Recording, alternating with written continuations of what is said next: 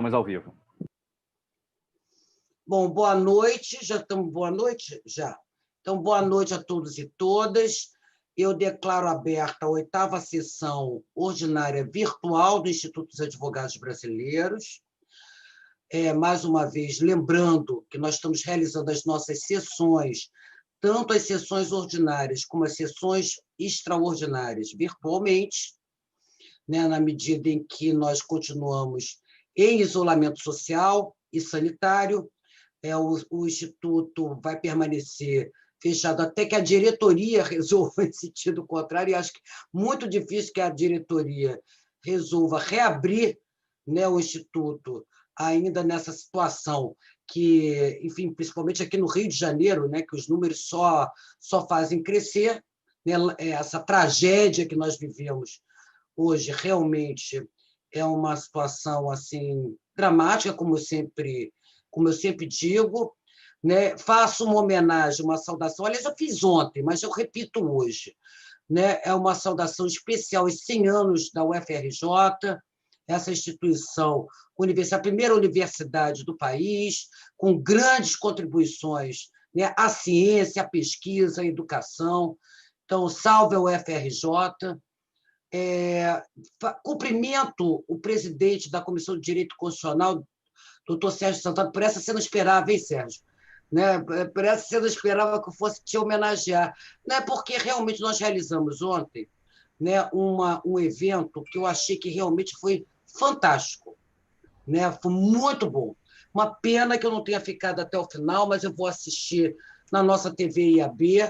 Né? Eu saí na hora da fala do Lênin Streck, que, aliás, fez uma declaração bombástica, né, sobre a formação de fascistas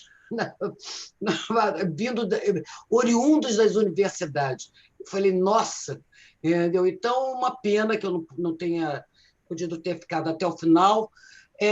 Todos sabem o que está acontecendo hoje. Já faço uma declaração que faço em nome da diretoria, né? O Instituto dos Advogados Brasileiros não abre mão e vai continuar firme em defesa das prerrogativas da advocacia e não vai permitir, em nenhum momento, que se criminalizem advogados em função das suas atividades profissionais.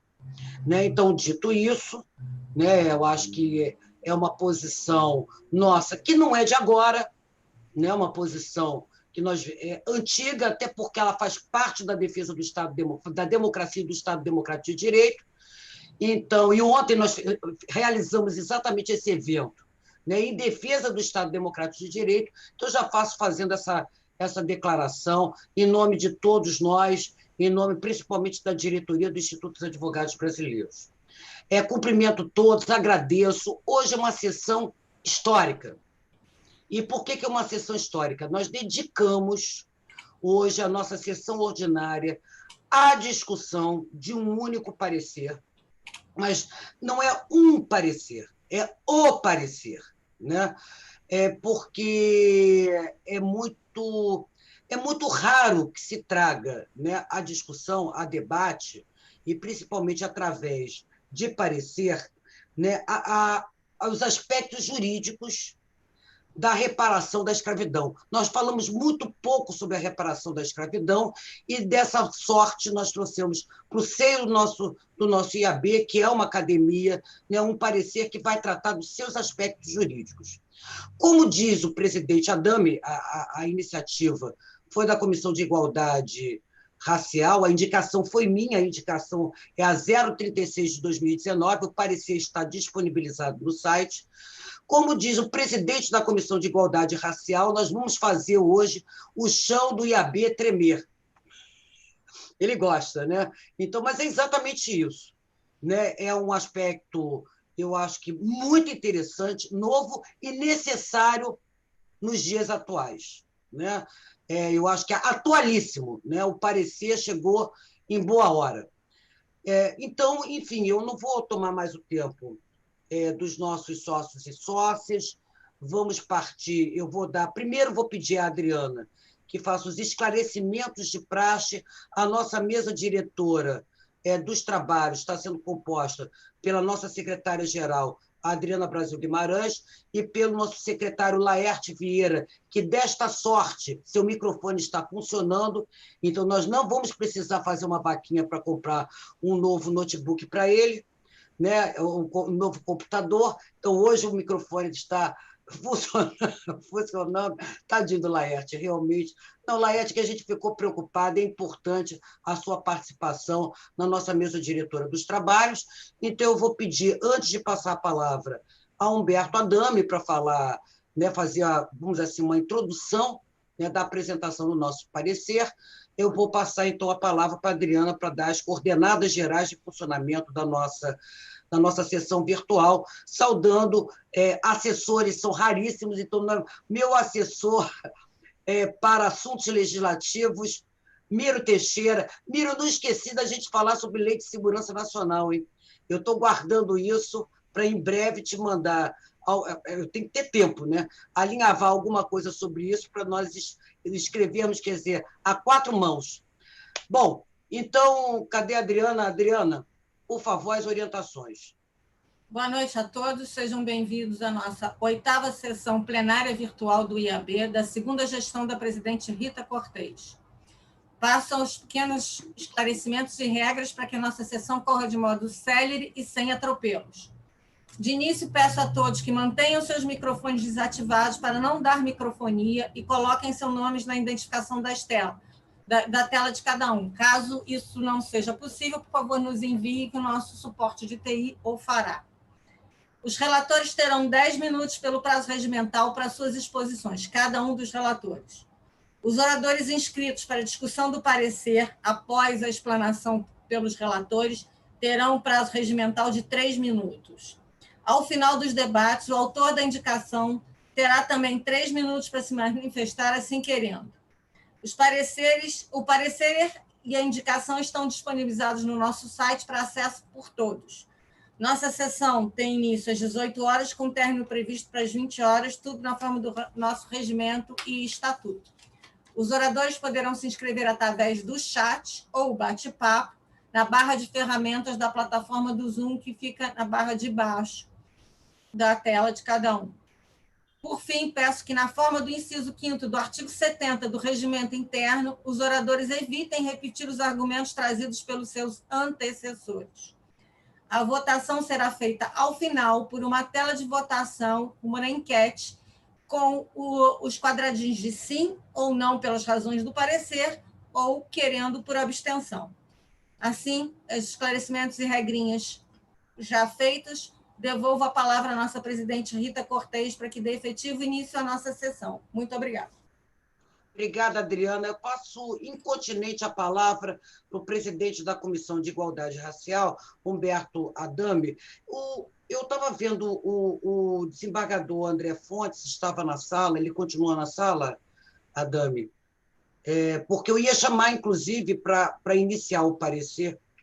Deixa eu primeiro só esclarecer que nós vamos fazer o método, né, de apresentação desse parecer e de discussão será o mesmo que nós adotamos para a Comissão de Direito Penal, quando nós falamos daquela cartilha do então ministro da Justiça, Sérgio Moro, o mesmo que nós adotamos para a Comissão de Direito Empresarial, quando nós fizemos uma análise, né, da Lei de Liberdade Econômica, se não me engano, então eram vários dispositivos.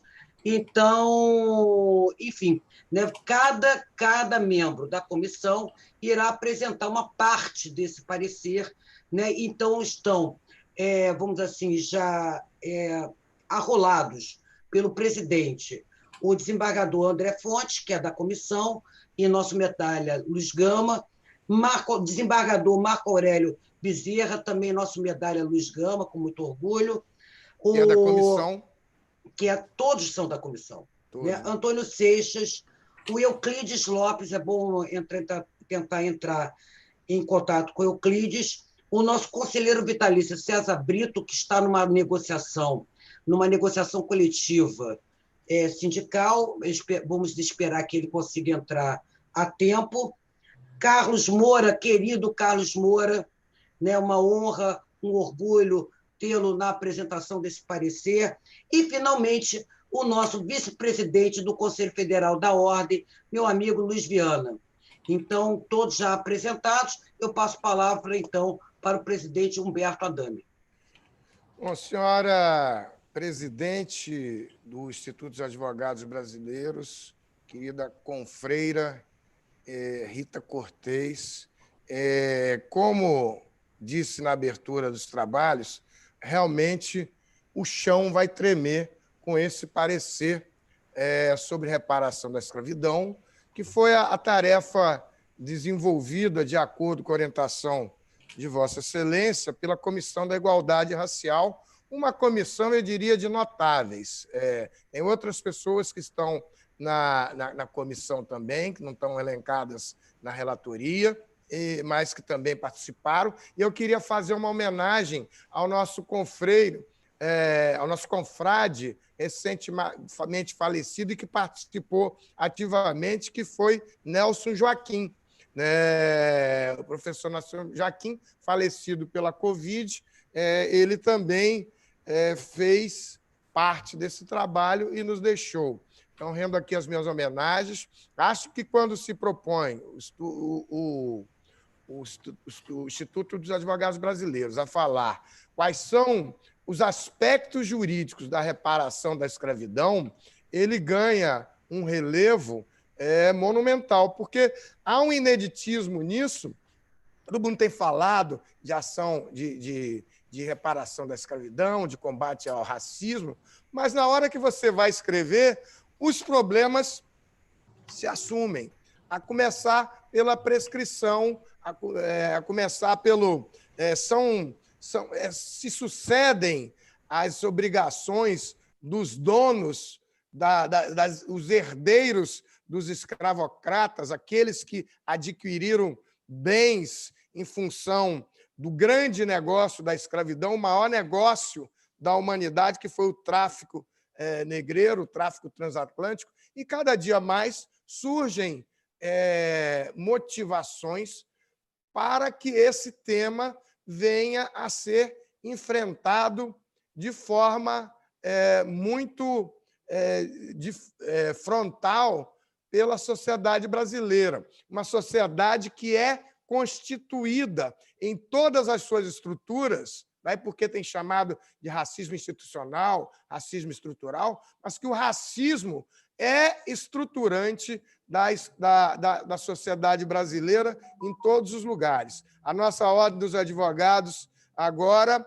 está dentro de uma discussão muito importante, porque já apontou o dedo para o judiciário, através de cotas para o judiciário, que, inclusive, passaram num recente evento no CNJ, as cotas lá estavam programadas para acabar em 2024 e vão acabar já para 2046, porque não conseguiram avançar. Eu acho que em qualquer segmento da sociedade brasileira há um aspecto estruturante do racismo como um nó górdio fundamental dessa terra Brasilis, que não consegue avançar e é sempre a terra da promessa, a terra do futuro, a terra onde conseguimos fazer aviões e não temos esgotos sanitários para uma grande parcela da população. Parcela da população. Normalmente são os mais pobres, que normalmente são os mais pretos. Há uma correlação muito grande entre isso. Então, o parecer, para fazer um aspecto geral, ele está montado em cima de algumas perguntas que nós fomos decidindo como é que íamos fazer, e aí eu dou um aspecto geral sobre esses aspectos jurídicos da reparação da escravidão. Um alerta. O parecer ele foi dado num ponto de corte, porque precisa terminar. Mas ele continua sendo aperfeiçoado, é um trabalho que ainda vai levar... É só o ponto de partida que o IAB dá, né, incorporando outras manifestações, outras iniciativas de anteriores, e também queria chamar a atenção para um aspecto internacional dessa discussão. Se discute reparação da escravidão na Jamaica, se discute de reparação da escravidão na França, se discute de reparação da escravidão no Haiti e nos Estados Unidos, inclusive na campanha do Partido Democrata, onde a candidata a vice-presidente, lá, Kamala Harris, mulher negra, que está à frente dessa luta lá, está também discutindo reparação da escravidão. Ponto 1, não é um assunto predileto e preferido de ninguém, e, por isso, atrai tantos mal olhados, mal encarados, e nunca é o assunto predileto. Então, eu acho que, em primeiro lugar, se deve dizer que o Instituto dos Advogados Brasileiros tem uma presidente que apostou no trabalho da comissão com muita coragem, sabe das rejeições que esse tema causa e avança com muita galhardia. Quero agradecer também aos valorosos confrades e confreiras da comissão. Muita gente fez, inclusive membros que não são da comissão, também contribuíram. Se puder, no final, eu gostaria de citar o nome deles. Mas, então, para ir direto ao tema, antes que o meu tempo se acabe nessa primeira apresentação, os aspectos jurídicos da reparação da escravidão, eles estão divididos em o que é a reparação da escravidão, quais são os fundamentos da reparação da escravidão, quais as fontes da reparação da escravidão, quais as diferenças entre ação afirmativa e reparação da escravidão, a reparação da escravidão no mundo e quais as iniciativas e medidas reparatórias da escravidão negra no Brasil. Obviamente que nós vamos fazer um apanhado muito breve para que os demais confrades e confreiras tomem ciência. Já foi distribuído o parecer, tem quase 80 páginas, e só de alguns dias para cá nós recebemos muito mais contribuições, porque isso continua em andamento. Então, é isso que eu quero alertar. Nós estamos fazendo ajustes, creio que vamos dar um segundo nota de corte. As contribuições que os confrades e confreiras queiram fazer estão sendo anotadas, não há o que rejeitar, são todas contribuições muito bem-vindas. Então, eu quero dizer que a reparação da escravidão ela é derivada de uma abolição inconclusa, porque o 13 de maio aconteceu e alguns têm dito assim, mas o 13 de maio não deve ser comemorado. Eu acho que isso é um erro. Há a libertação dos cativos, que deve ser celebrado com muita euforia. Há uma questão de luta dos abolicionistas, muitos dos quais tiveram assento aqui, e, portanto, a questão da luta dos abolicionistas deve ser celebrada. Quando você diz assim, eu não tenho nada que comemorar no 13 de maio, está jogando fora a luta dos abolicionistas, que pessoas que deram a vida, como o nosso medalha Luiz Gama, mas Rebouças, Joaquim Nabuco e outros que vão surgir aí. Então, é importante, sim, celebrar o 13 de maio, e não vejo por que não se partir também para o 14 de maio, a abolição inconclusa, onde a população negra foi jogada à sua sorte e não teve qualquer incentivo para... E isso produziu essa desigualdade que vem hoje. A desigualdade de hoje está sendo combatida com as ações afirmativas.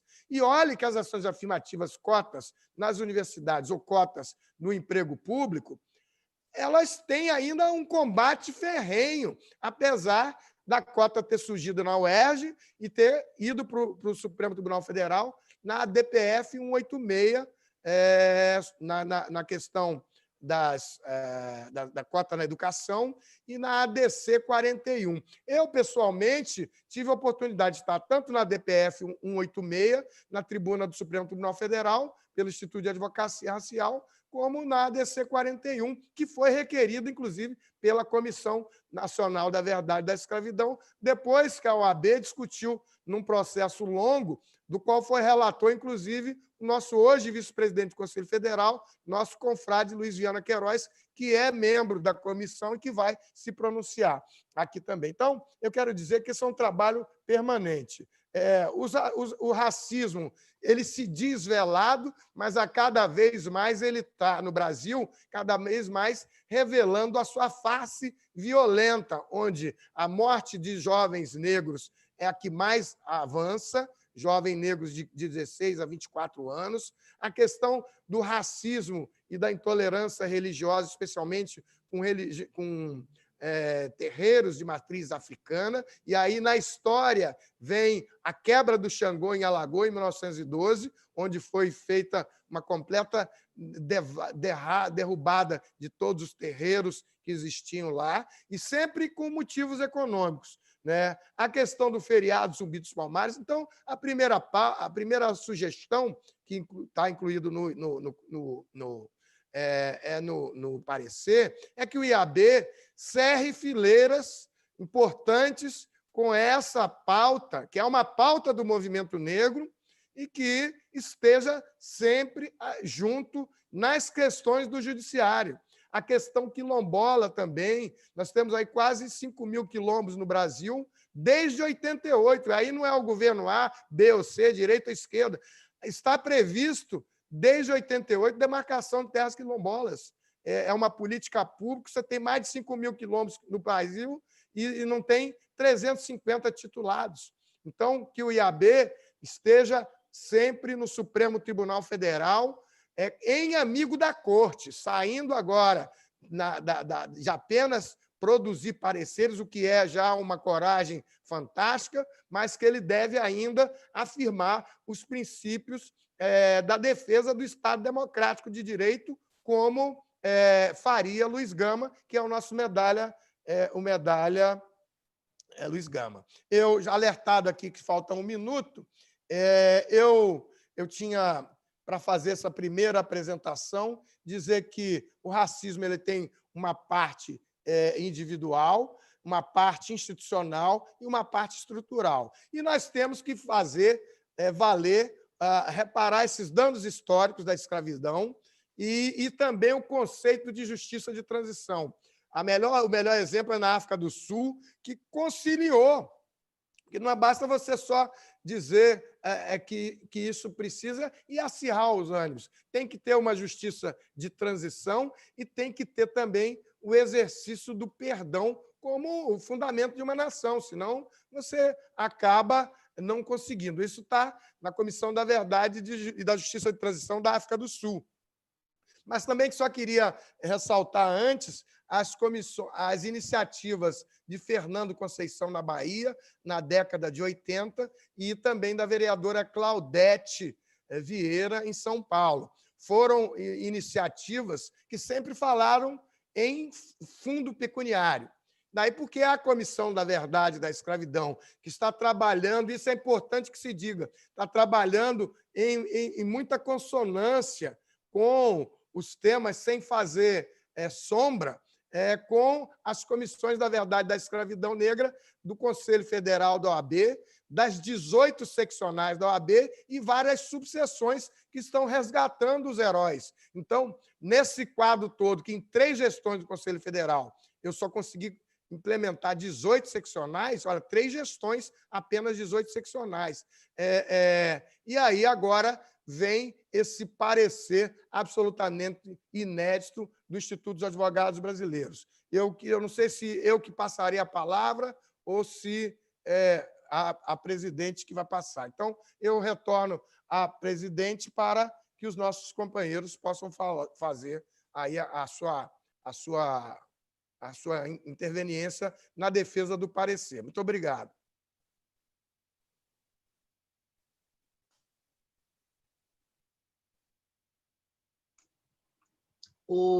Emanuel, só um alerta. Quando for passar, já for anunciado o nome, você já libera o microfone, porque senão a gente toma porque toma tempo aqui para a gente liberar. Adame, eu não vou... você quer que eu siga os itens ou eu posso chamar aleatoriamente? Acho que não há nenhum problema. Você libera também o meu e do Adame, por favor, Emanuel? A Adriana também, que é a secretária, e o Laerte. Então, vamos lá. Eu vou, então, chamar o meu medalha, né? Eu disse que ia começar os nossos medalhas. Aliás, Adame, vê o André estava na sala, André Fontes, e eu acho que eu não estou mais... Ele saiu? Eu não sei, não estou mais localizando ele dentro da sala. Bom, então eu vou passar para o nosso sócio honorário, Marco Aurélio Bezerra, meu grande amigo, deu nosso medalha Luiz Gama. Marquinho, você com a palavra.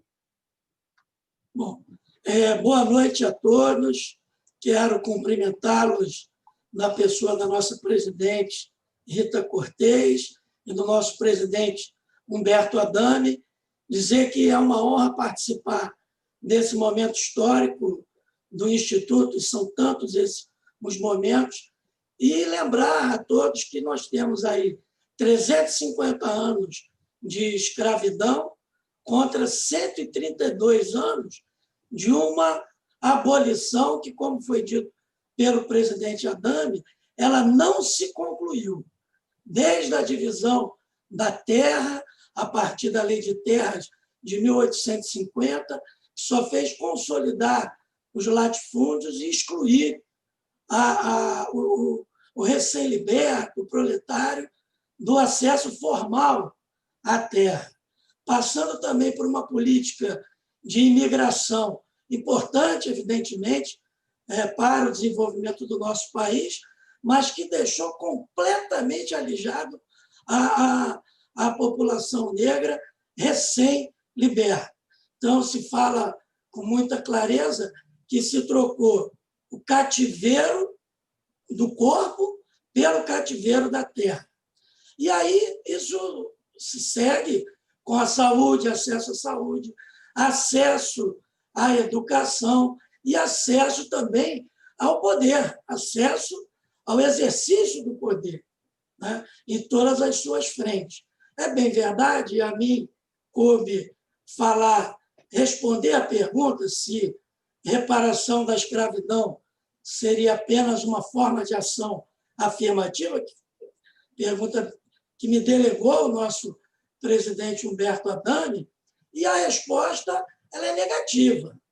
As ações afirmativas um movimento fantástico, não há a menor dúvida, possibilidade de acesso na UERJ, a DPF 186 e a ADC 41, julgadas pelo Supremo Tribunal Federal, são fantásticas para nós melhorarmos um pouco a situação da população negra no Brasil.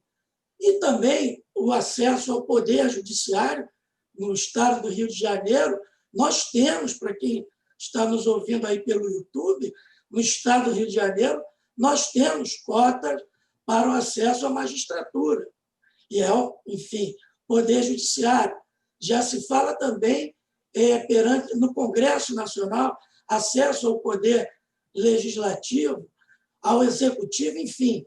Essas ações afirmativas, elas, na realidade, se pontuam em uma luta para aumentar as oportunidades. Aumentar a oportunidade, combater essa desigualdade cruel, que eu sempre gosto de bater nessa tecla. Ela se inicia de modo perverso com a edição da Lei de Terras de 1850. Mesmo ano, diferença de 2 meses, com a lei que aboliu o tráfico negreiro.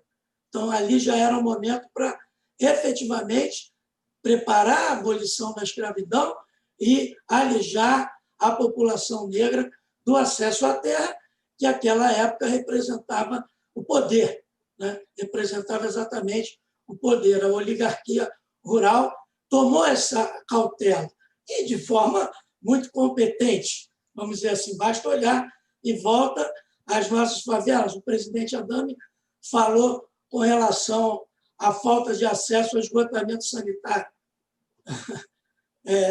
Vamos fazer uma pesquisa para qual a cor das pessoas que menos têm acesso a esgotamento sanitário no Brasil.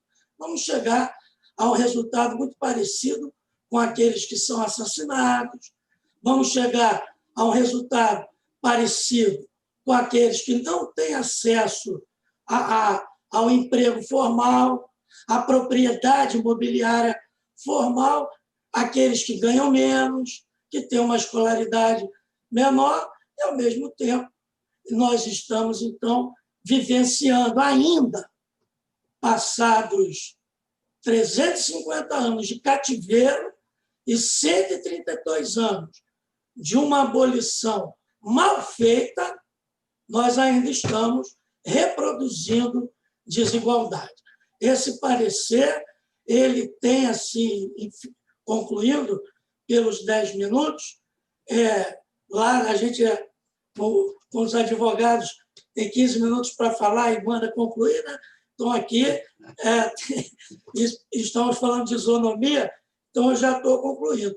Me parece, senhor presidente e demais colegas da comissão, que esse parecer tem a possibilidade de mexer, de movimentar, chamar as pessoas à reflexão. Temos que contar a história como ela é, contar a história como ela é, levar aos nossos jovens a figura de Luiz Gama, verdadeiro herói, todas as características de um herói. E se a gente perguntar para o jovem quem é Luiz Gama, a maioria não sabe. Da minha geração, então, são poucos os que debruçam um olhar na história desse homem. Então, a reparação da escravidão, o buraco é mais embaixo. Ela está para além das ações afirmativas, o que já é fantástico. E a gente sempre lembra, né? Ótimo, o jovem negro tem acesso ao UERJ. Fantástico, fantástico. Na minha turma na UF, não tinha um aluno negro. Fui fazer uma palestra pouco antes da pandemia e já percebi que o auditório tinha várias pessoas negras, o que é ótimo. Mas a reparação da escravidão, ela vai mais além. Ela combate o racismo institucional e estrutural, como será aqui trazido pelos outros confrades e confreiras inscritos para falar. Presidente, muito obrigado. Os presidentes pela fala, devolvo a palavra. Marquinhos, muito obrigada. Aqui, pelo menos, não tem aquela campainha no tribunal, deu para avisar que o tempo encerrou. Mas te agradeço muito. Para mim é sempre uma honra muito grande recebê-lo na nossa casa, que é a nossa casa, né? Você realmente dá grandes contribuições ao nosso Instituto. Eu vou, em seguida, chamar... Aliás, Adame, o Antônio Seixas também saiu? Está todo mundo saindo, só o pessoal da sua comissão está endebandada. Eu vou, então, chamar o meu vice-presidente do Conselho Federal da Ordem, Luiz Viana. Luiz, tudo bom, meu querido? Tudo certinho para você fazer a sua apresentação? Então, libera, por favor, Emanuel, o microfone. Então, Então, é o nosso vice-presidente do Conselho Federal da Ordem dos Advogados do Brasil, Luiz Viana, que também está merecendo um Luiz Gama. Em breve, promessa é dívida. Então, eu passo a palavra para o meu nosso grande confrade, né, e também um membro, não só da Comissão de Igualdade Racial, mas também da Comissão de Direito Constitucional. Luiz, é com você. Obrigado, presidente Rita Cortez, presidente Humberto Adame, pela pelo convite de estar aqui nessa sessão tão importante. Uma boa noite, um abraço a todos os confrades e confreiras. Uma rápida manifestação. O parecer ele conclui pela necessidade de adoção de uma série de medidas. Acho que é muito importante que nós sejamos capazes de fazer uma diferença fundamental e creio que este será um grande desafio posterior, presidente Rita Cortes, para o IAB e para todos nós, que é discutir, toda vez que aparece a questão da reparação da escravidão, surge o argumento da prescrição dos ilícitos cíveis praticados e, portanto, a prescrição da possibilidade de demandar do Estado brasileiro a reparação daqueles que são descendentes diretos dos escravos, aqueles que sofreram tanto com a escravidão no nosso país, né? O colega Marco Aurélio bem pontuou que são 350 anos de escravidão contra 132 anos e, portanto, me parece que uma questão central é de superar esta questão da prescritibilidade. Em relação às medidas que são sugeridas pelo parecer, e eu estou abrindo aqui o parecer em alguns aspectos que eu considero indispensável que a gente possa fazer a discussão, o parecer muito bem invoca a questão ligada ao aspecto constitucional. A Constituição do nosso país traz regra expressa de proteção dos quilombos e, portanto, como bem disse o Adame, com mais de 5 quilombos no nosso país, nós não temos nem 350 que foram devidamente apontados, e isso, evidentemente, decorre dos conflitos relativos à propriedade desse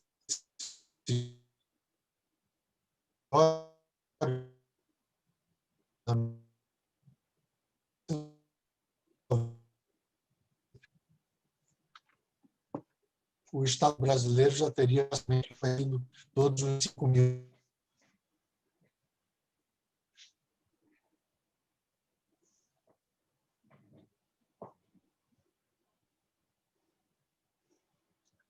Luiz, travou sua internet, está travando.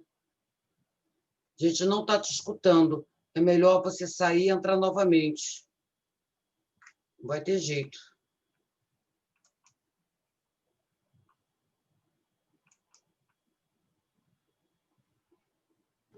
Ele caiu. Luiz Viana, entrou novamente? Ainda não, ele caiu. 6 minutos. Caiu, né? Então, não, e não tem jeito. Agora, pronto, já voltou. Luiz, pode dar continuidade. O microfone, libera o microfone. Infelizmente, eu passei o dia com problemas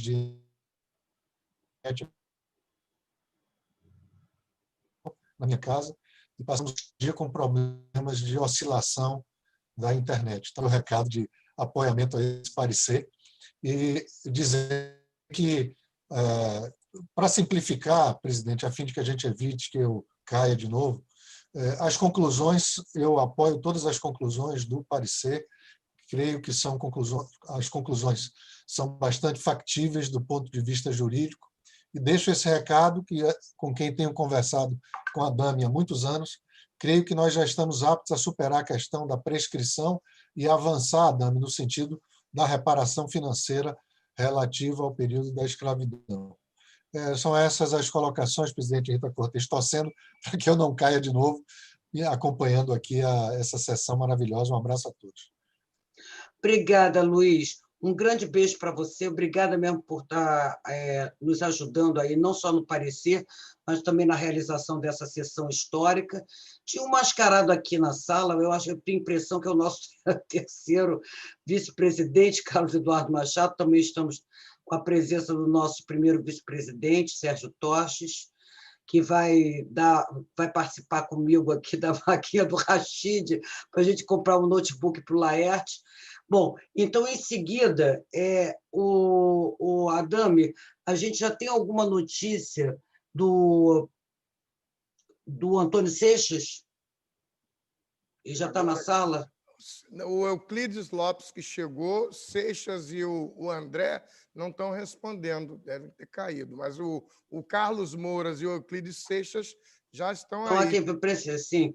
Eu só estou perguntando, porque como eu estou perguntando para quem estava na sala e caiu, né? Não tenho então, notícia nosso aqui, não está Viking, atendendo. ontem eu chamei ele de Viking, né? Porque ele está parecendo realmente um Viking.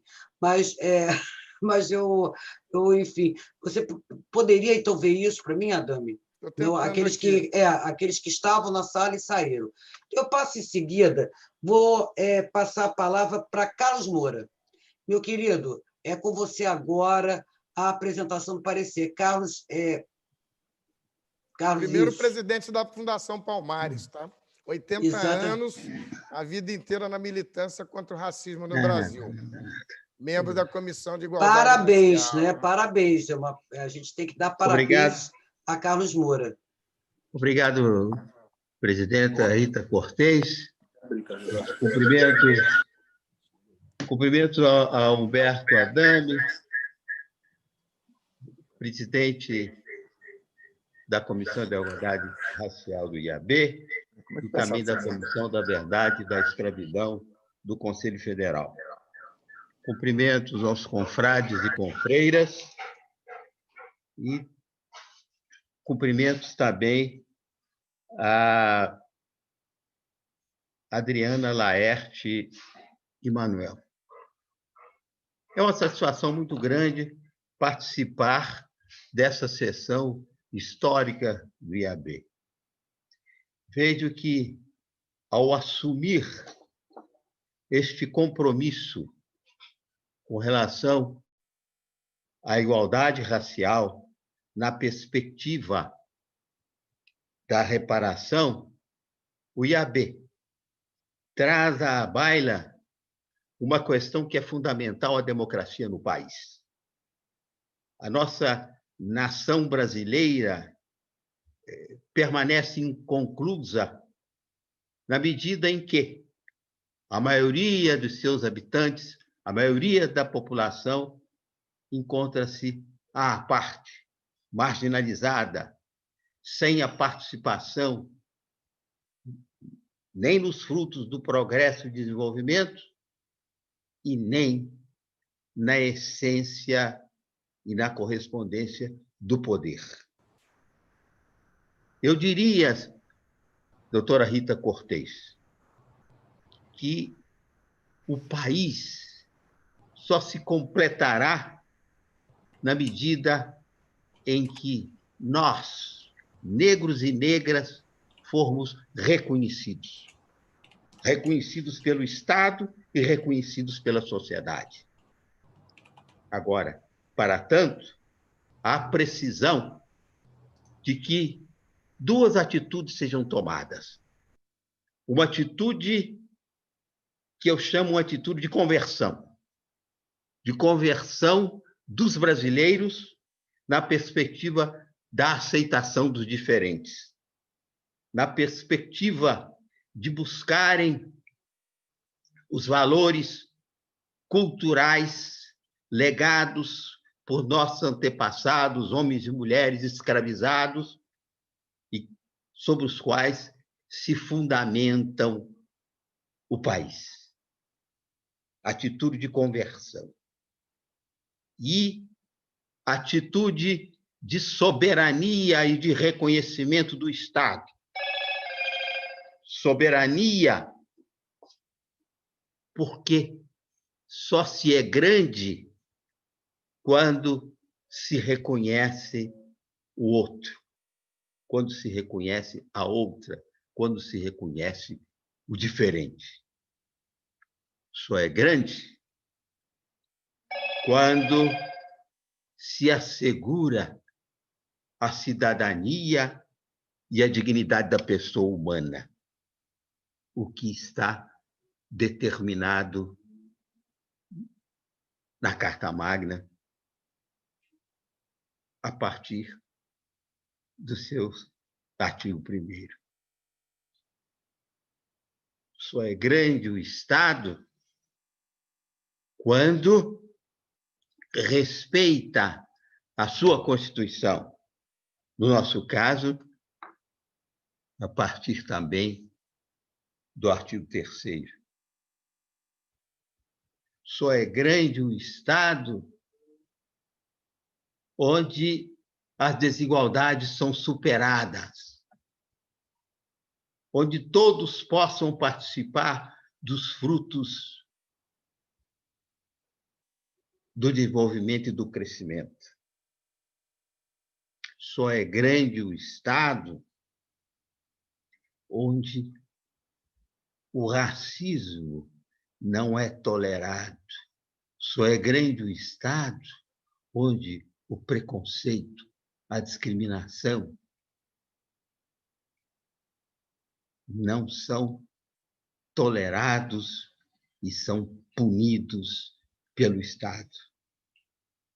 Só é grande o Estado que busca,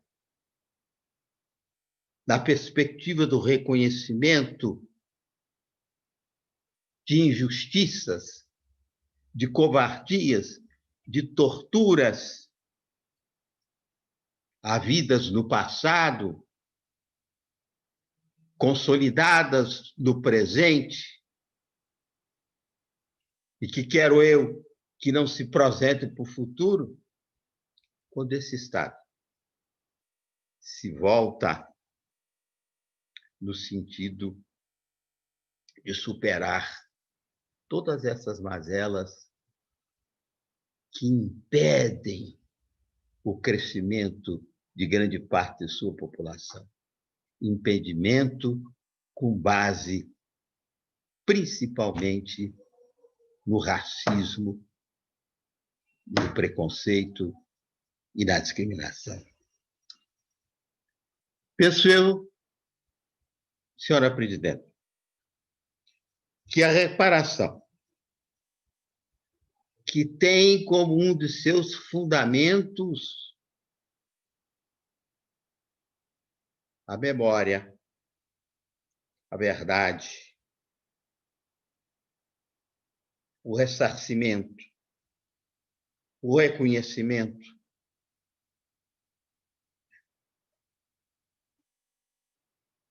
o encaminhamento célere e objetivo e eficaz daqueles vitimados ao crescimento e à superação de tudo aquilo que os oprime. Diríamos nós que, e é verdade, que se seguirmos os mandamentos constitucionais, nós já estamos na certeira trilha,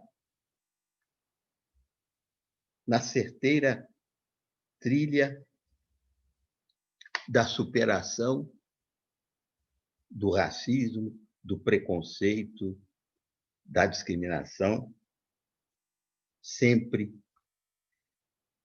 com vistas aos objetivos dessa nossa assentada. Senhora presidente, eu me permitiria ler, se me resta ainda algum tempo, um breve e ilustrado trecho desse excelente relatório produzido pela equipe organizada pelo nosso colega Dr. Abramo. Leio.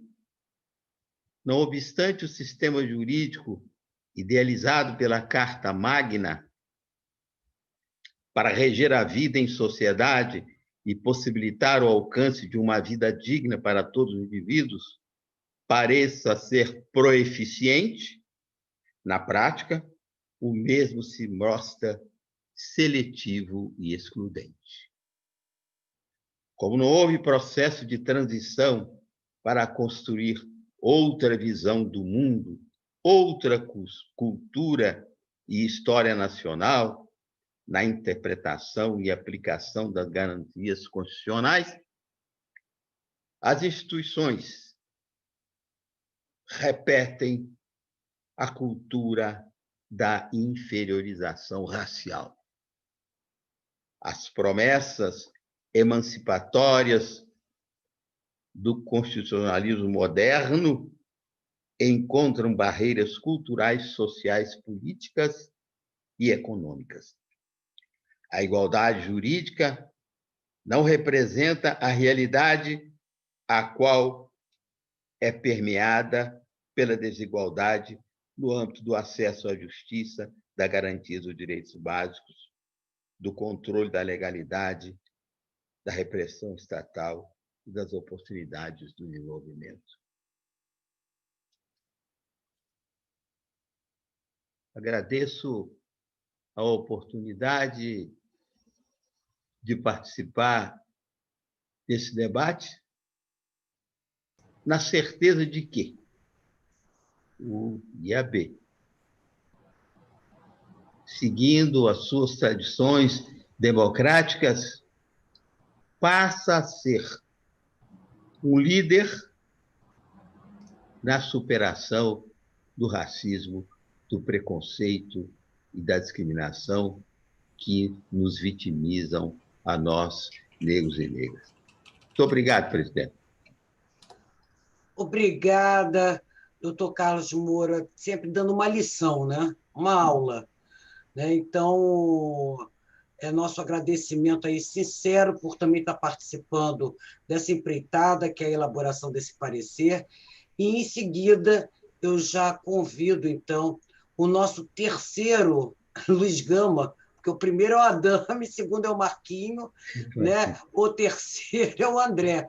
Entendeu? Então, o desembargador André Fontes, o nosso sócio honorário André, nosso presidente da Comissão de Filosofia do Direito, para fazer também a sua apresentação na parte que lhe compete nesse latifúndio. Aliás, não tem latifúndio nenhum.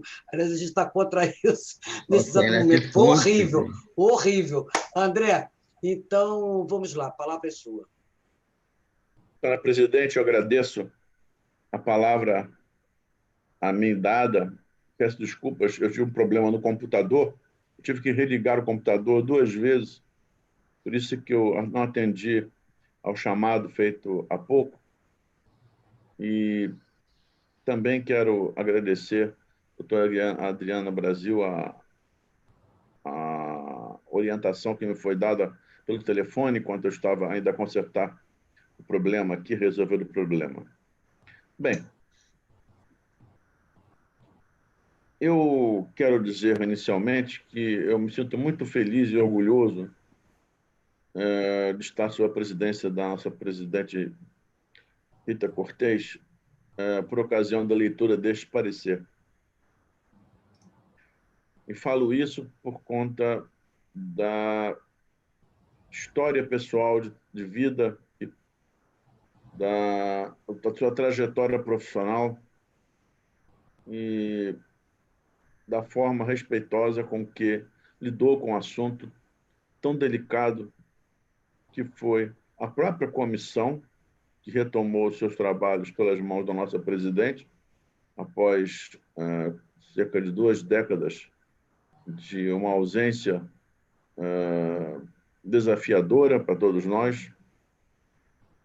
E também queria, presidente, dizer que eu me sinto muito feliz também pelo esforço e iniciativa do nosso presidente Humberto Adame.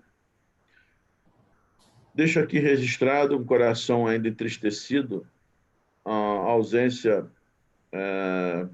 que não pode ser ignorada em ocasião nenhuma, nosso querido amigo confrade Nelson Joaquim, a quem eu registro aqui a minha saudação respeitosa pela memória, pelo esforço que ele teve junto ao Instituto dos Advogados na luta contra a discriminação racial. E, por fim, senhor presidente, dizer que já são muitos anos de trabalho e dedicação ao lado, ou talvez, diria assim, sob a batuta do nosso presidente Humberto Adame, que eu faço menção mais uma vez. E também acredito que seja dele esse feito de trazer a discussão para os confrades do Instituto, de ambos os sexos, a discussão sobre a reparação da escravidão. Uma visão um pouco grosseira, talvez nós fôssemos levados pelas críticas mais duras, mais contundentes sobre o assunto. E não tiraria a razão de quem quisesse fazer críticas por achar que o Instituto, com a sua gloriosa tradição jurídica, pudesse abranger todas as discussões, inclusive as relacionadas à reparação da escravidão. Mas eu acredito que o pioneirismo do Instituto dos Advogados do Brasil e a forma como o Instituto encarou toda a questão social no Brasil faz com que o Instituto seja mais do que legitimado para hoje, diria assim, chamar a todos nós para um percurso necessário de um dos problemas mais complexos que nós temos em nosso país, que é essa falta de paridade racial, essa falta de igualdade racial, que é o próprio nome da nossa comissão.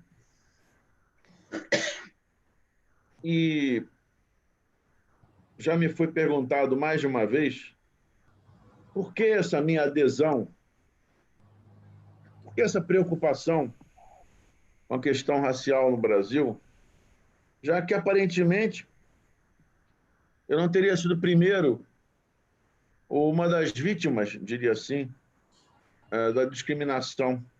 Por que, então, essa preocupação toda de integrar a comissão, de participar de congressos, livros, debates? Por que tanta preocupação? Bem, começaria dizendo que nós somos um só povo. O Brasil é um povo só, de muitas cores. E é essa unidade que me faz levar a ideia também da unidade, da tutela, da proteção, da ampla, diria assim, cobertura dos direitos a todos aqueles nossos conterrâneos. Comecei a minha vida como advogado trabalhista porque fui integrante, diria assim, de um seleto grupo de brasileiros que moravam numa ilha, em Niterói, num bairro que era reputado, ainda hoje o é, um bairro operário, e naquela época, ser de um bairro operário significava alguns desafios que hoje não são, diria assim, tão sensíveis, que significava enfrentar a polícia com a greve. Os problemas salariais não eram simples discussões como acontecem hoje em redes sociais, eram brigas das ruas. Pois bem, se naquele momento o simples salário mereceu, diria assim, tanta atenção dos políticos ao ponto de usarem forças de segurança contra os operários, imaginem o esforço de uma grande parte dos brasileiros para lutar por seu lugar ao sol. Um esforço que tem sido quase que individualizado em ações e raramente no seu início uma forma coletiva de ação, uma forma coletiva de atuação. Hoje nós temos grupos de vários perfis a lutar por esses direitos, mas nenhum dos grupos autodenominados defensores da igualdade racial se preocupou e se dignou a levar a cabo talvez a mais sensível das discussões, que é a reparação da escravidão. Isso soa muito a uma forma, diria assim, financeira de discussão do problema. Como já me disseram, se eu estaria a querer transformar o problema gravíssimo, histórico da escravidão, em alguns tostões. Em todas as vezes, eu pude rebater e dizer: os bolsos vazios assim estão e assim ficarão durante muitos anos se não houver políticas públicas, políticas oficiais, criação de instituições, união de organismos públicos para buscarmos essa ideia ampla de igualdade no Brasil. Mas em nenhum momento nós dissemos aqui, ou falamos aqui, em querer comprar a dignidade, comprar a histórica, diria assim, luta com uma mera quantia em dinheiro para cada uma das pessoas, como se aventou em algum momento. A ideia da reparação é um problema muito mais complexo do que nós imaginamos. E mais do que isso, não são várias gerações a gerar benefício para uma única geração. O que se quer é que todas as gerações futuras sejam reparadas pelo sacrifício das gerações pretéritas, pelas gerações que hoje são mencionadas aqui por essa comissão. Eu estou convencido de que a reparação da escravidão é um complexo que envolve políticas públicas no seu mais amplo sentido, inclusive, sim, com recursos financeiros, inclusive, sim, com remuneração, mas de cunho previdenciário, de cunho retributivo, para aqueles que não possam mais, com a sua força de trabalho, fazer frente às suas próprias condições e, consequentemente, de se manter. Eu acredito que nas políticas públicas estão incluídas também verbas, quantias em dinheiro para suprirmos esses problemas, que são realidades. Mas o que queremos com a forma da reparação da escravidão é uma premissa fundamental de que a escravidão não foi apenas um momento na história no Brasil. A escravidão se perpetua diariamente nos seus efeitos, nas suas consequências, porque os filhos dos escravizados ainda hoje sofrem muito pela falta de infraestrutura, pela falta de uma educação mais efetiva e específica, de condições de saúde, por infraestrutura, equipamentos urbanos. Essa é a nossa preocupação. E respondendo ainda àquela indagação que me fizeram, por que tanta preocupação sua? Por que te leva a ficar hoje a discutir esse assunto? O que o doutor Adame fez para convencer você, André Fontes? O doutor Adame apontou com o dedo a realidade nossa, algo que eu já sentia e via. A vida do povo brasileiro é uma vida insuportável com essas formas discrepantes de convivência social e econômica. E eu não vejo futuro para nós se nós não lutarmos para essa unidade de tratamento de todo brasileiro sob uma forma única, mediante a consideração das diferenças e as necessárias alterações nas políticas públicas para tornar todos iguais na sua condição atual e certamente futura. O que nós queremos com esse parecer é o reconhecimento de uma instituição como o Instituto dos Advogados Brasileiros, é o reconhecimento do Instituto dos Advogados Brasileiros, sua presidência de Rita Cortez, uma das mais combativas advogadas do nosso país, para não citar nomes e não causar nenhum ciúme, eu vou me privar de fazer comentários, e nem pretendo citar nomes, mas o direito social que Rita Cortez sempre procurou tutelar com a sua voz, sua pena nas tribunas dos nossos tribunais, é o que legitima esta comissão hoje a usar também a tribuna para defender a necessidade de nós revermos, repensarmos a situação do país, dos brasileiros que precisam do nosso apoio.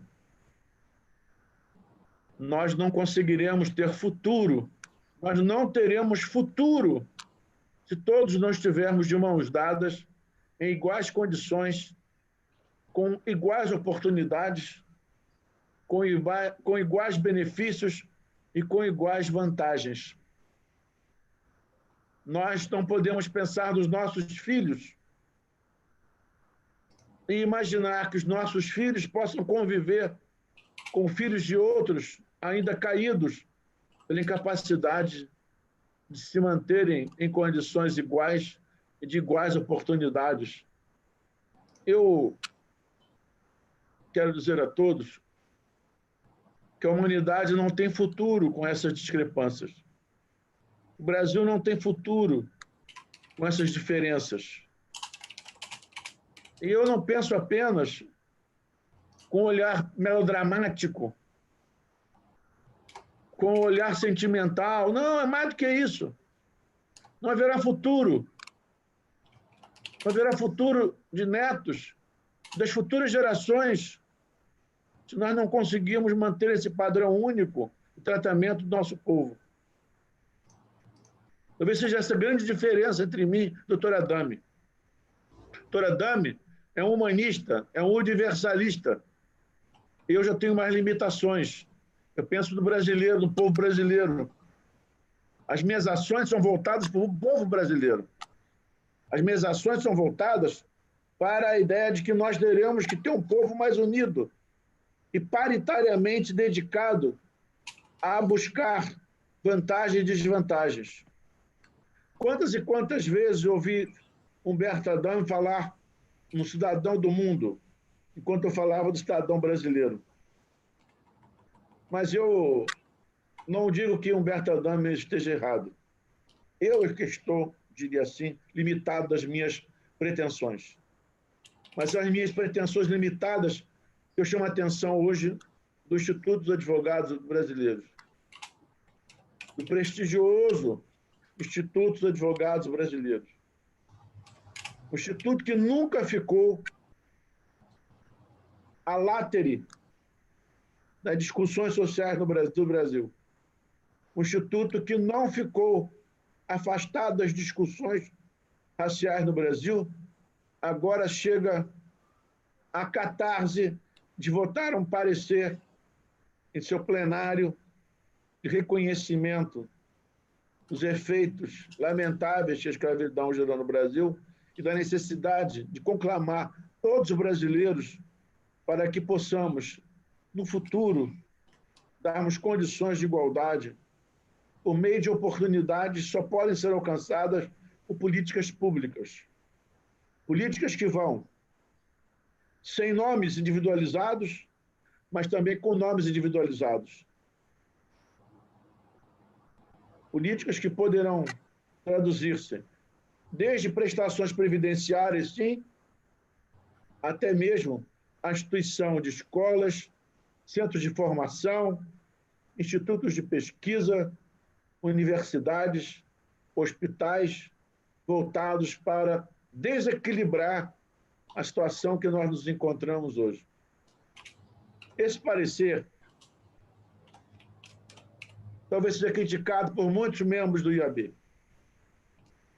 pela maneira como foi redigido. Uns poderão dizer: a premissa ou as premissas não são as minhas. Eu concordo.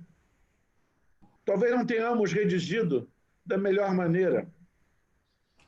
Para muitos faltaria solenidade, erudição.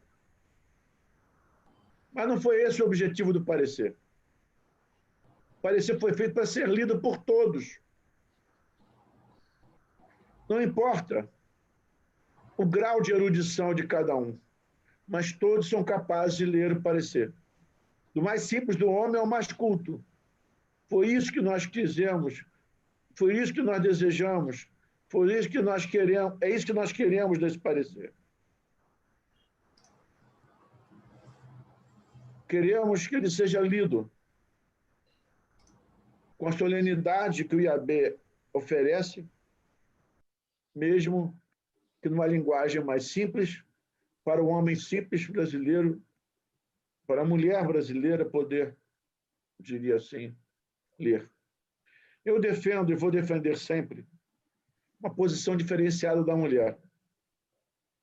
Acho que toda política pública tem que separar a mulher das formas de atuação, porque muitas vitoriosas conseguiram superar as barreiras que o sistema, que eu chamaria de machista, eu reconheço isso, criou.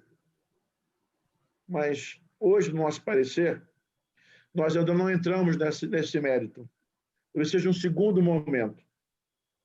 Mas, com certeza, a política pública começa, assim como nos quilombos. O quilombo era matriarcal. É assim que os livros dizem.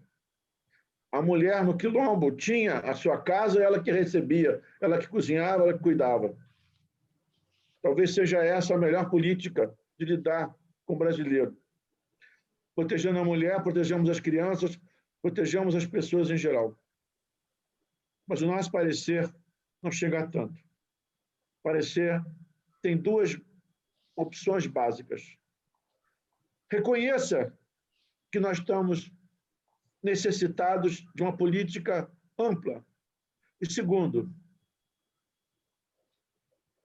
acompanhe todos aqueles que estão hoje a lutar para que as políticas públicas sejam iniciadas no Brasil. As cotas foram, talvez, as grandes formas de políticas públicas da atualidade, mas não são suficientes. As cotas devem ser amplas em todas as instituições do Brasil. As cotas são um braço das políticas públicas. O outro braço, como já mencionei, vai de verbas pecuniárias até mesmo a criação de instituições. Essas são as formas que entendo eu hoje, neste dia, dia 9 de setembro de 2020, como as primeiras formas de atuação das políticas públicas. As políticas públicas que são as últimas grandes conquistas da ciência política e também as grandes conquistas novas da ciência política. É nas políticas públicas que deposito, então, a minha aspiração, para que nós possamos mudar toda a realidade racial em nosso país. Peço desculpas se eu me excedi.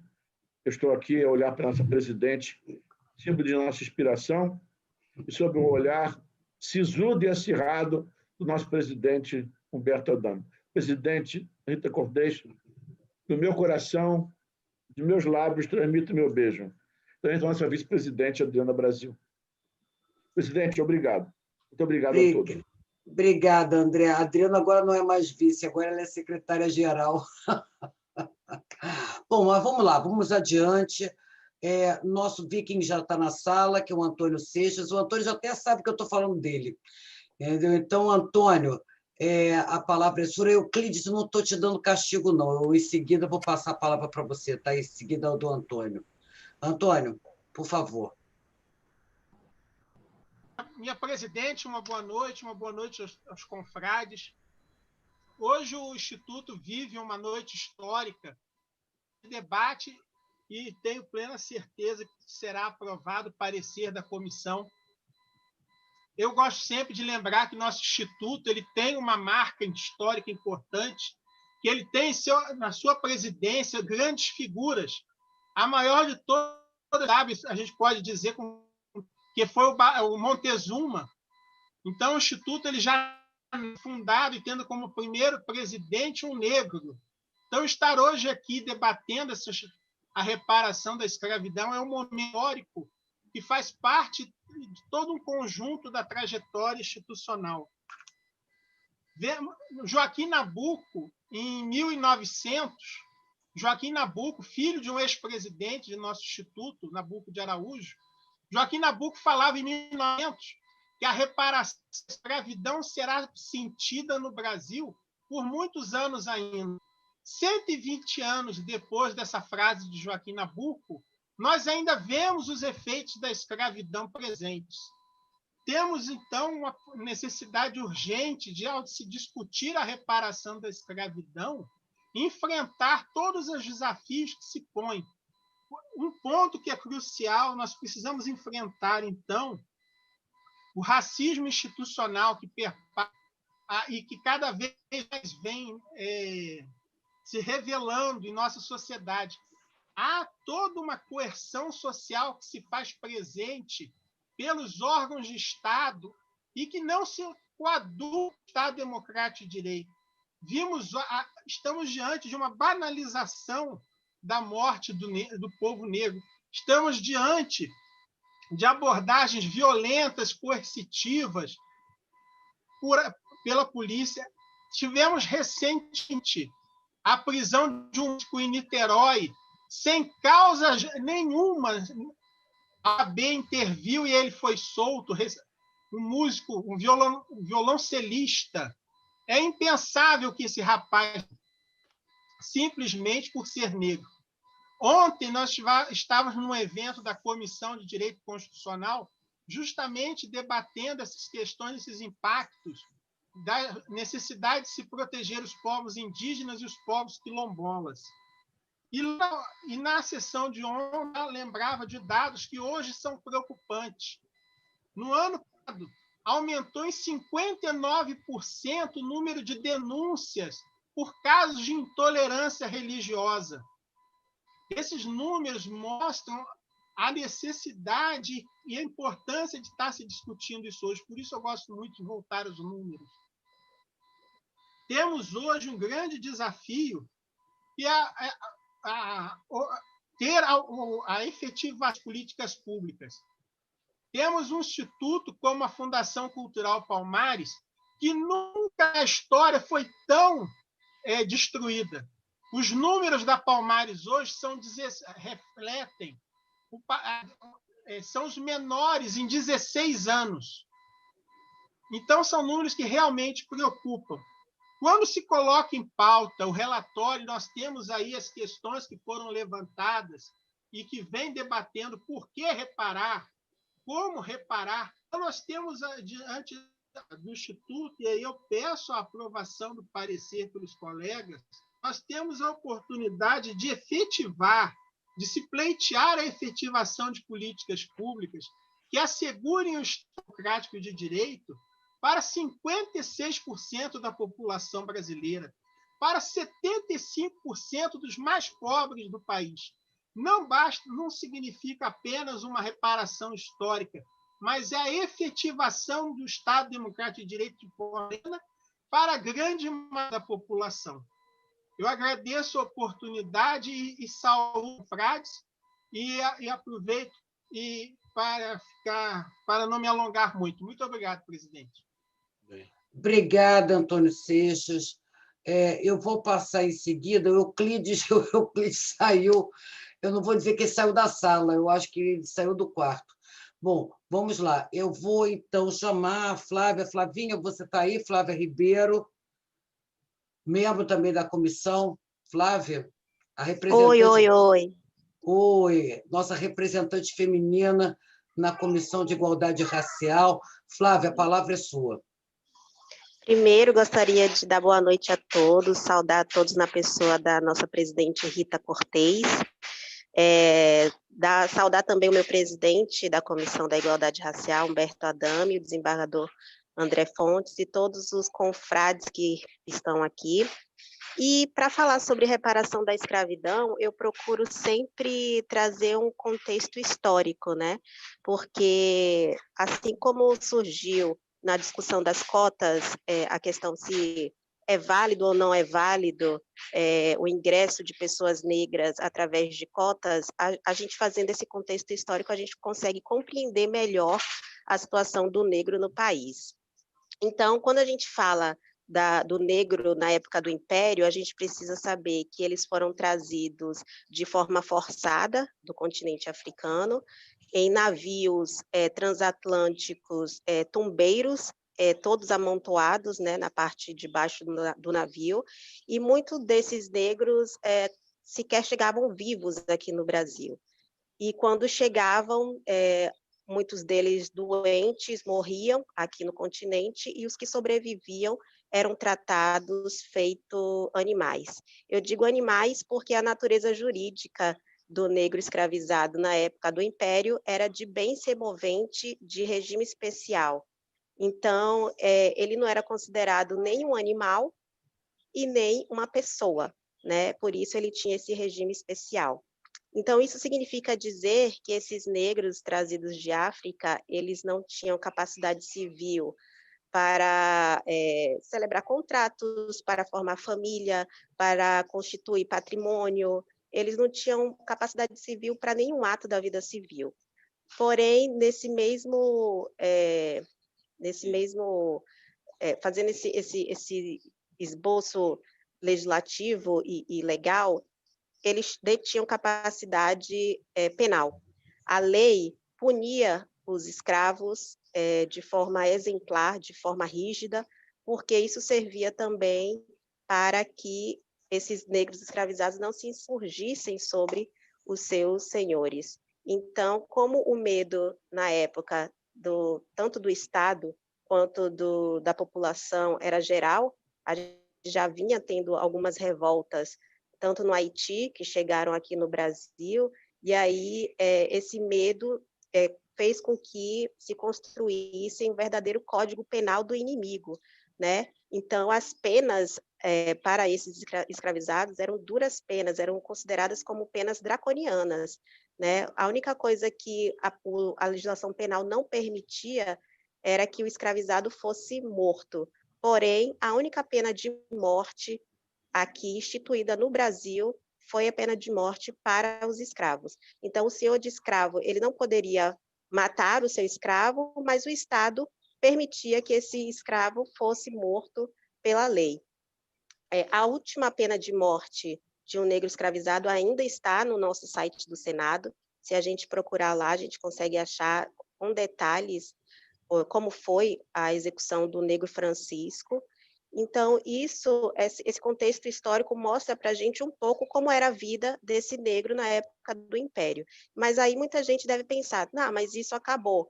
A gente teve a abolição da escravidão, o tráfico negreiro também foi proibido naquela época, e a gente acredita que essas pessoas de hoje, os brancos de hoje, não devem pagar, não devem ser punidos pelos que os seus antepassados fizeram, né? Mas aí quando a gente pensa também que o Estado brasileiro legitimou a escravidão era permitida por lei, que o Estado brasileiro, mesmo após o fim do tráfico negreiro, foi o período no Brasil onde mais se traficaram negros de África, a gente consegue responsabilizar o Estado brasileiro. Porque se, mesmo com o fim do tráfico, o maior contingente de africanos vindos da África para o Brasil aumentou, e muitos possuidores de terra, né, os senhores de escravos, compravam escravos porque o preço aumentou, e aí eles arrendavam suas terras, eles penhoravam suas terras para conseguir aquele escravo, porque ter escravos naquela época era tido como algo de luxo, né? Então, muitos deles compravam escravos e colocavam suas terras como garantia. Então, muitos traficantes de escravos, hoje em dia não, naquela época, enriqueceram com essas terras dessas pessoas que perderam para possuir escravos. Então, esses descendentes de traficantes de escravos, eles usufruem desse ilícito até os dias de hoje. E aí, a gente pensando também na responsabilização do Estado no pós-abolição, fica claro que o Estado afastou do negro liberto qualquer tipo de possibilidade de dignidade da pessoa humana, de ter dignidade.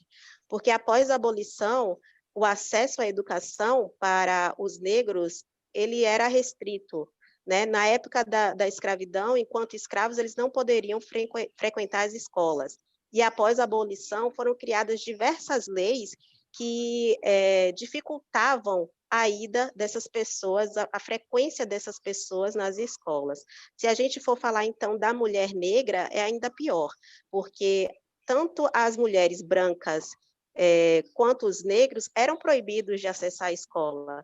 Então, a possibilidade da mulher se instruir foi muito mais tardia do que a dos homens. A gente conhece a história do Luiz Gama, né? A gente tem até na nossa casa o prêmio Luiz Gama. O Luiz Gama, ele era rábula, ele frequentou a faculdade de Direito, mas ele não pôde ter o diploma no curso de Direito, porque ele era negro e foi liberto, né? Foi um escravo liberto. E já as mulheres não poderiam nem ter essa possibilidade de frequentar uma faculdade como ouvinte, porque a entrada delas não eram permitidas.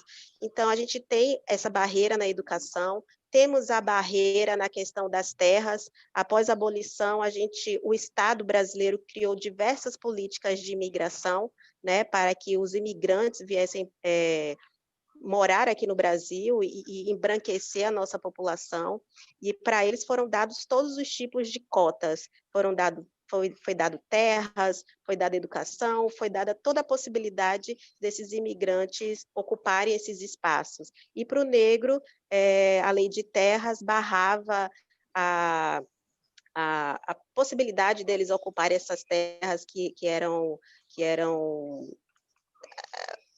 como eu posso dizer, que não eram utilizadas pelo Estado. Os negros não poderiam mais ocupar essas terras por causa da lei de terras, e assim o Estado foi afastando do negro liberto toda a possibilidade deles construírem uma vida digna. Com isso, os negros foram se amontoando nas favelas, foram se amontoando nas periferias, onde a gente conhece onde a maioria da população hoje é negra. Então, todos os resquícios da escravidão e problemas sociais de hoje do Brasil são oriundos desse período escravocrata legitimado pelo Estado. Então, eu acredito que esse parecer jurídico da escravidão, da reparação da escravidão, do IAB, ele é histórico, ele é revolucionário, e nós precisamos disso, porque sem a reparação da escravidão, a gente não vai acabar com o racismo, a gente não vai acabar com os principais problemas sociais do Brasil, porque todos eles estão atrelados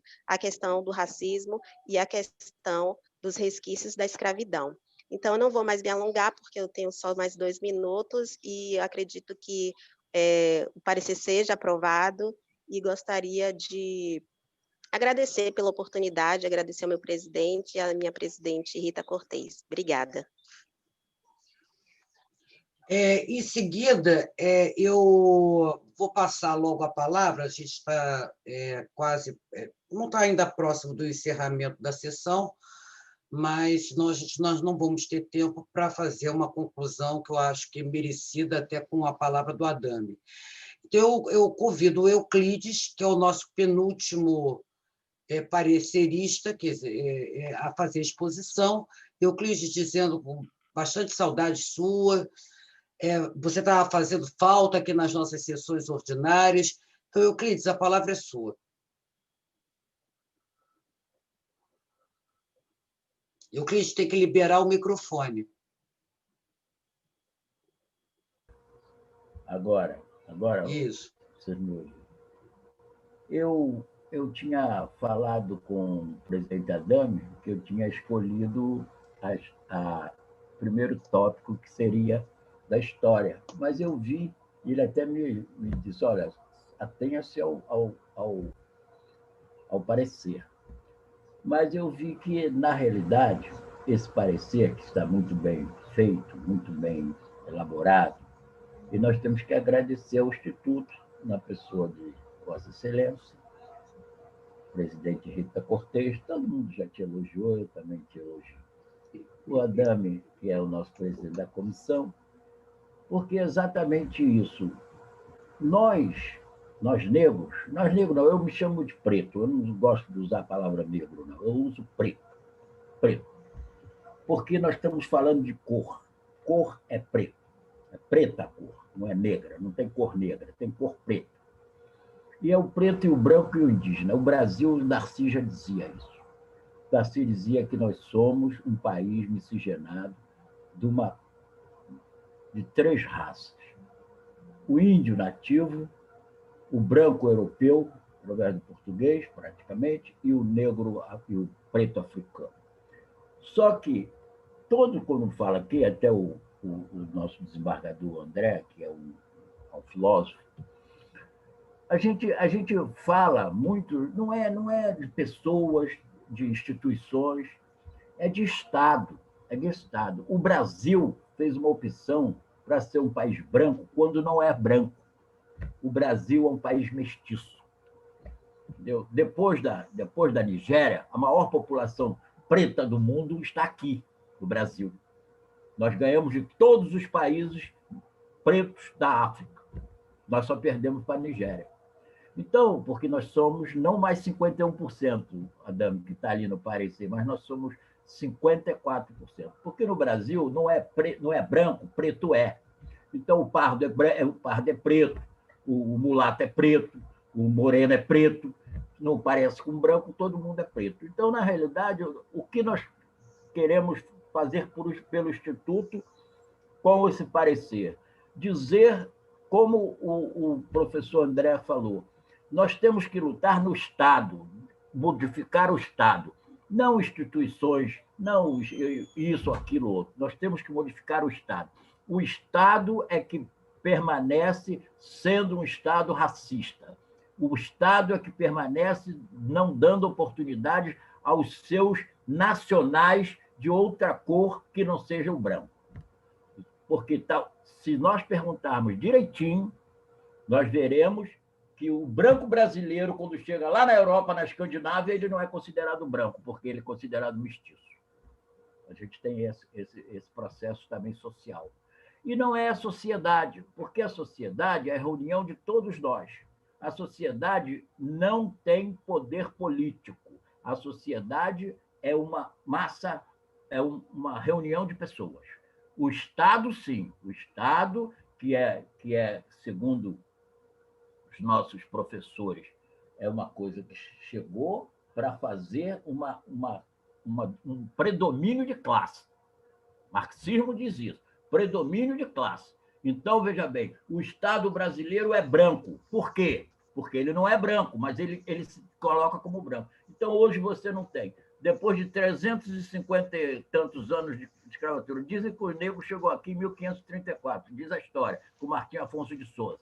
Não chegou aqui com Cabral, mas chegou com Martim Afonso de Souza. Dizem as mais línguas.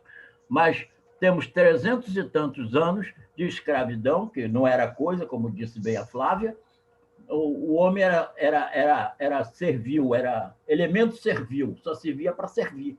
Não tinha qualidade nenhuma. Oscar Wilde dizia para nós que o homem não tem preço, eles eram vendidos e comprados. O homem tem dignidade, quem tem preço são as coisas. Oscar Wilde só dizia isso. Quem tem preço são as coisas, o homem tem que ter dignidade. Então, esse parecer, ele tem a visão de falar ao Estado, através do Instituto dos Advogados Brasileiros, através da sua presidência, Rita Cortez, de dizer ao Estado que o Estado tem que se modificar, porque a sociedade está exigindo essa mudança do Estado. O Estado brasileiro não é branco, o Estado brasileiro é mestiço. Então, ele tem que observar as outras etnias, ou raça, como queiram, não só a branca, porque as oportunidades a gente sabe quais são. Você anda por aí, quem anda por aí sabe.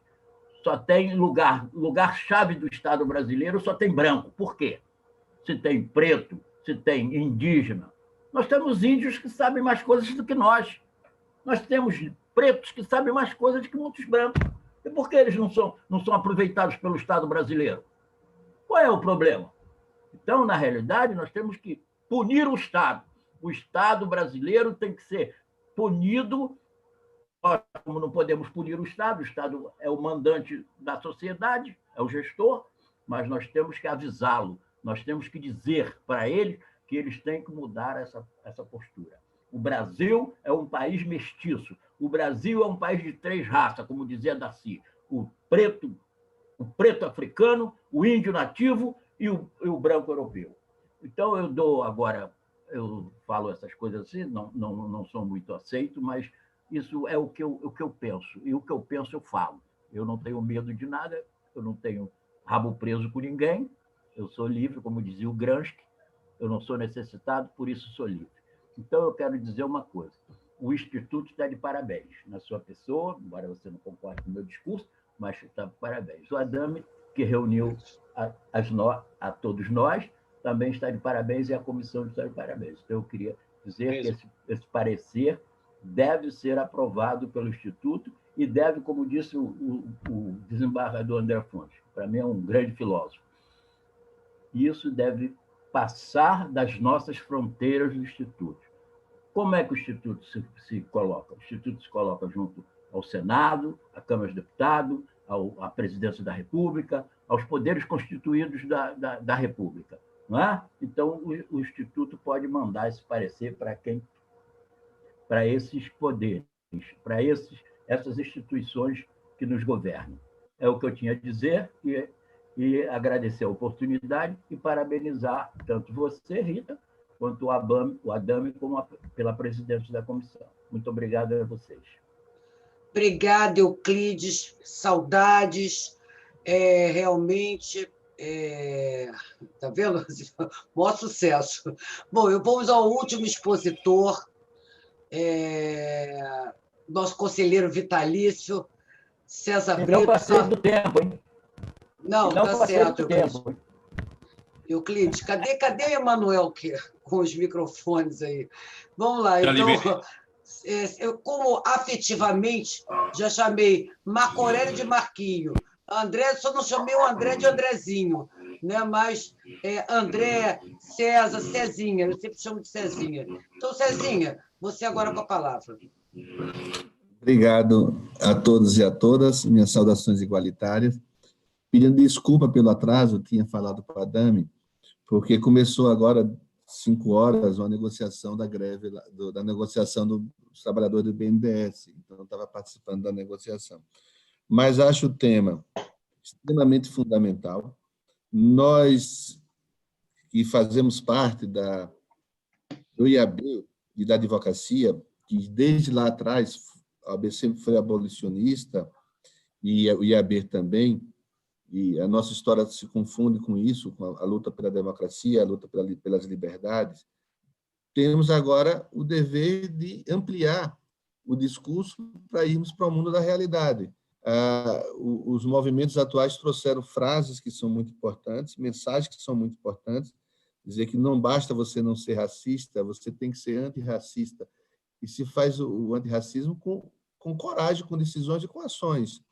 E eu acho que esse é um dos temas que nós temos que enfrentar, inclusive discutir futuramente as nossas cotas, as cotas raciais dentro das nossas instituições, porque a abolição da escravatura oficializada na Lei Áurea não foi muito tempo atrás. Eu convivi e nasci, fui criado com Maria Rita, nascida em cativeiro. Nós estamos extremamente com pouco tempo ainda de conviver.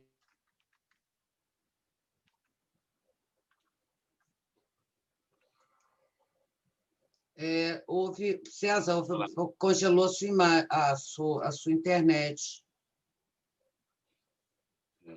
Que deve ter caído. Não, não caiu, não. César, libera o microfone. Não, agora fechou de novo. Fechou de novo, libera. Dá para você liberar, Emanuel? Não, né? Já liberei, doutor Lino. Cezinha, você tem que liberar o microfone. Isso, agora foi.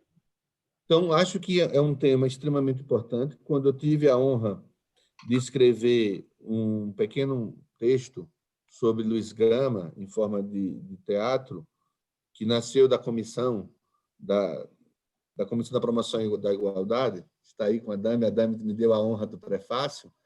O que é que eu fiz questão de fazer, porque aprendi com o coral afro da Universidade da Bahia, ao lado de Luiz Viana, que também está aqui presente.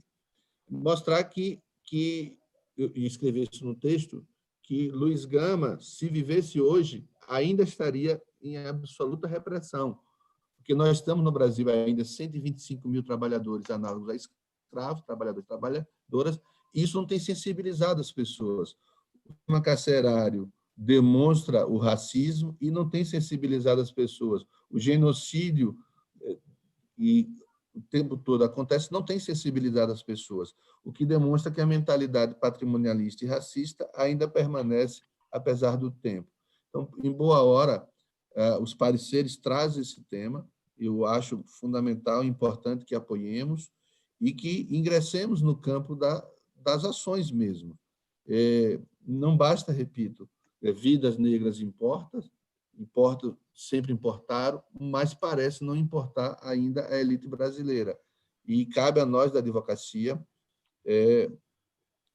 cuidar disso, já que a Constituição mencionada 23 vezes o nosso nome, as nossas ações, exige de nós esse comportamento de lutar por uma sociedade inclusiva. E não é inclusiva se a questão racial não foi incluída como prioritária. Daí porque esse tema é fundamental, não é novo, é um tema urgente, e eu acho que o IAB está de parabéns, e as comissões também. Sei que o tempo já urge, e eu reforço a minha compreensão, que já fiz em vários livros que escrevi, também com essa da compreensão da exclusão provocada pela cor no Brasil, de que é preciso agirmos cada vez mais fortemente, porque o não agir significa mais mortes, mais racismo, mais sistema carcerário excludente e mais afastamento dos lares de acessibilidade pela questão da cor, a educação em razão da cor, e todas essas formas que nós conhecemos e não podemos dizer que não conhecemos, porque está exposta para todos e para todas. E a gente só está externando mais isso, e é bom externar cada vez mais. A melhor forma de convencer é mostrar o que existe e não esconder daquela falsa imagem de que o Brasil é o paraíso da igualdade racial. E é preciso acabar com essa mentalidade, fazendo com ações muito mais afirmativas, como está sendo proposto agora. É o que penso, é o que eu acho e é o que eu votaria quando o parecer for submetido. Obrigada, Cezinha. Antes de passar, então, foi o último expositor. Antes de passar a palavra para o nosso presidente da comissão, Adame, eu vou indagar, né? Nós estamos quase praticamente em cima do encerramento da sessão. Nós vamos dar desdobramento a isso, evidentemente, não em outras sessões, mas talvez até num evento em separado. Já estava pensando isso com a Adame, inclusive também um artigo que nós vamos publicar, não esquece, Adame, no Justiça e Cidadania, se alguém quer se manifestar contra o parecer. Então, eu vou passar a palavra, porque eu vou passar a palavra para a Adame, encerro com a Adame, e vou pedir que todos aprovem o parecer por aclamação. Já estou adiantando, ok? Porque eu acho que o mais sensato é nós fazermos a mesma coisa que fizemos com a Comissão de Direito Penal, com a Comissão de Direito Empresarial, quando nós aprovamos, inclusive, um parecer dessa envergadura por aclamação. Adame, com você a palavra. Já contando como aprovado, eu acho que foi muito acertada a divisão dessa relatoria com todas essas pessoas fantásticas, membros de larga experiência e representantes da advocacia brasileira, e contarmos ainda com a juventude, o frescor de uma das mais novas associadas do IAB, que é a querida Flávia Ribeiro, que é a minha vice-presidente na Comissão Estadual da Escravidão, que veio aqui e deu uma verdadeira lição de falar sobre reparação. Então, ao apontar isso, eu acho que nada melhor do que encerrar, emocionado que estou, já de tantas batalhas, agradecer a todas essas pessoas fantásticas, e eu tenho que falar no nome das pessoas que não puderam vir aqui e que a comissão está de parabéns. Eu estou aqui com, primeiro, a Camila Paiva Leite, que foi também, já de novo, a professora Maria Sueli Rodrigues, professora Simone Henrique, que estão a caminho de vir para o IAB.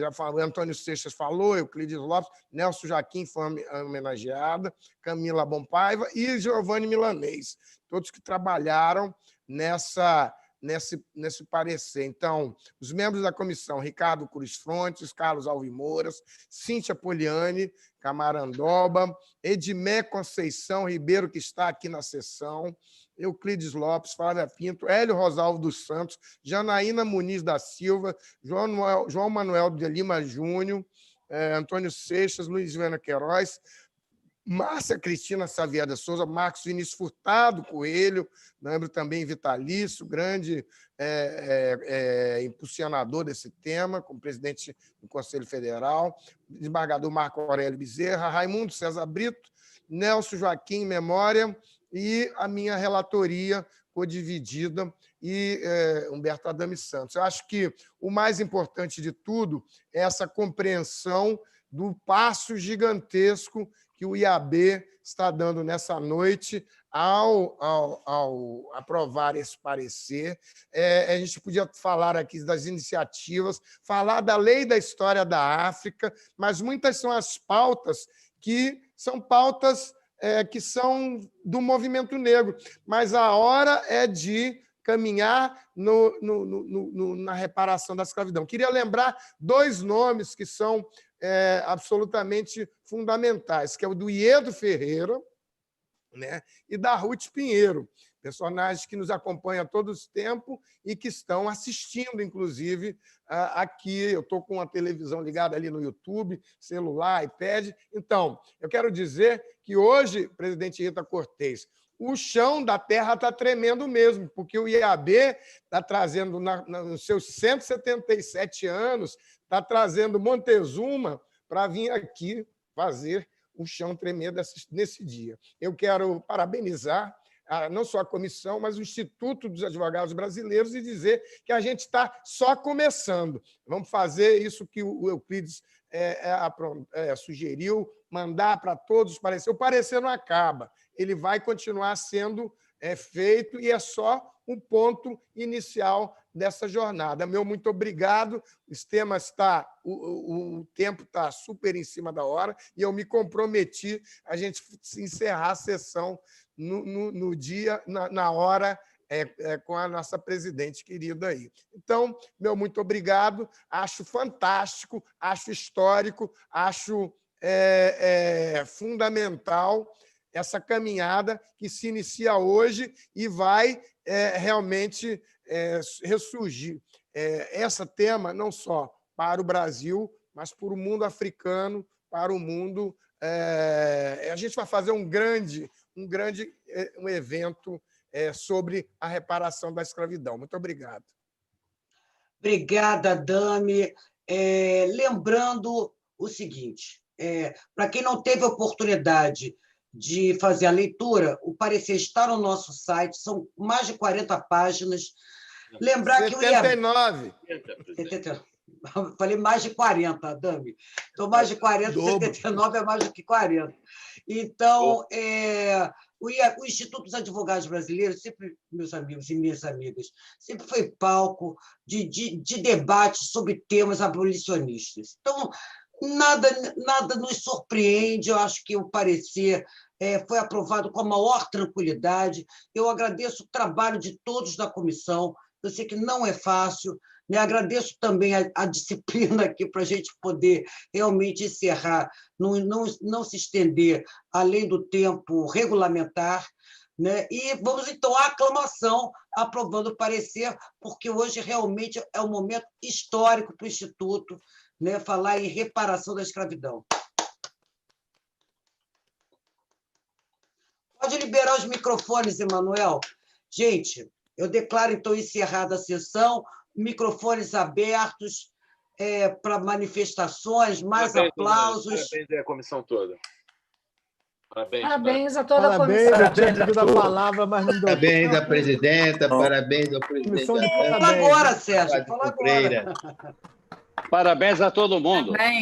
Parabéns a todos. Beijo, querido. Trabalho. A todos os relatores aí, parabéns à presidente. Parabéns. Cadu, Leila. Parabéns a todos. O comandante Adão. Obrigado, Adilson. Marquinhos, saudade tua. Também, meu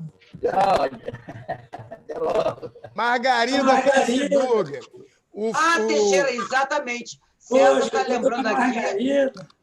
César lembrando uma passagem histórica, Teixeira de Freitas deve essa ao Instituto dos Advogados Brasileiros. Aliás, nós tivemos a oportunidade, eu e a Dami, numa live, de falar exatamente sobre isso. Bom, livrando a cara do Teixeira de Freitas. Aí. Tem um recado para Margarida. Margarida. O Paulinho Leal é que... O Paulinho Leal, que não vai gostar muito de você. O Teixeira de Freitas se posicionou contra e renunciou exatamente porque foi contrário, então, às teses. Legalista. Entendeu? Então... Estou com a obra dele aqui toda. Aliás, Teixeira de Freitas, estou examinando. Presidente, vou precisar me retirar. Porque eu tenho um abraço a todos. Vou ter que entrar agora, 8h10. Margarida Pressburger. Esse pessoal de Magé quer sair rápido.